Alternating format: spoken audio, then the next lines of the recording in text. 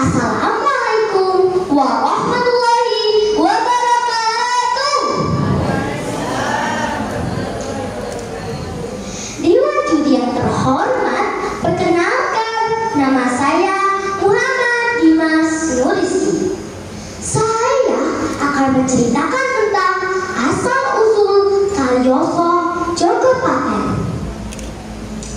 Alkisah, sejarah dinamakannya Kaliyoso di Desa Jatisarangpo, Kecamatan Kalijambe, Kabupaten Sragen.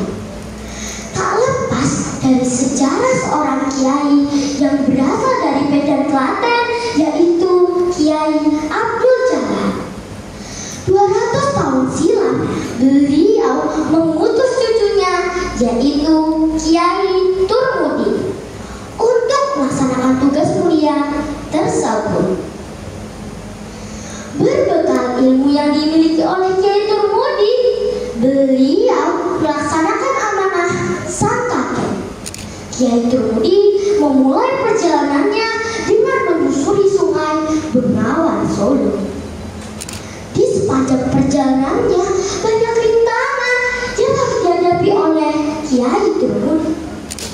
Saat tiba di Kedung Srengenge, tiba-tiba perahu beliau berhenti. Kiai Turmudi menyadari ada yang tidak beres di sini.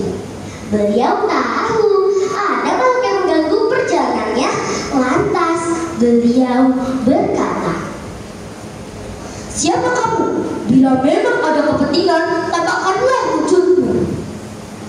Lalu sesosok jin kewara tersebut bertubuh manusia berkaki kuda.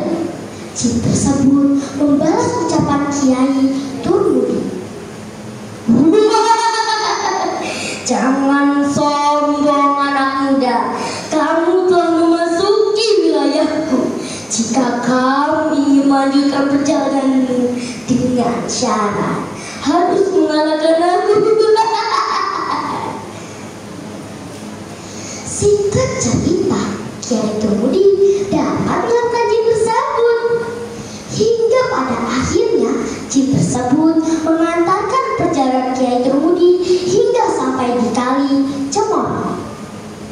Di perbatasan wilayah kekuasaan sang jin, yaitu batu besar bernama Batu Suyin. Di tempat ini Kiai Turmudi beristirahat beberapa saat. Hingga pada akhirnya beliau melanjutkan perjalanannya menuju ke sebuah hutan yang dikenal lengit karena menjadi tempat tinggal para jin. Hutan tersebut bernama Jogopaten, atau dalam istilah Jawa Jogo-Jogo Kepaten. Tepat di tepian hutan tersebut, Kiai Turmudi mendirikan pondok pesantren. Masyarakat meyakini bahwa wingit diubah oleh Kiai Turmudi menjadi tempat untuk penyiaran agama. Suatu ketika di Keraton Kasunanan Surakarta yang dipimpin oleh Raja Pakubuwono IV, sang permaisuri sedang hamil. Beliau menginginkan masakan daging kijang. Sang permaisuri pun berkata, "Wahai Baginda, ingin sekali aku memakan masakan daging kijang." Raja pun membalas ucapan Kiai Turmudi. "Wahai permaisuriku, apa yang kamu inginkan akan aku kabulkan." "Terima kasih Raja." Raja pun menyanggupi permintaan sang permaisuri. Beliau pergi sendiri untuk berburu kijang bersama para prajurit terbaik keraton. Raja dan prajurit memulai perjalanannya ke arah utara.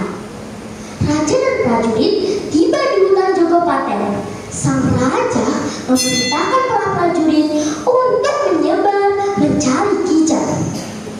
Saat para prajurit menyebar, tiba-tiba raja menghilang. Para prajurit kebingungan.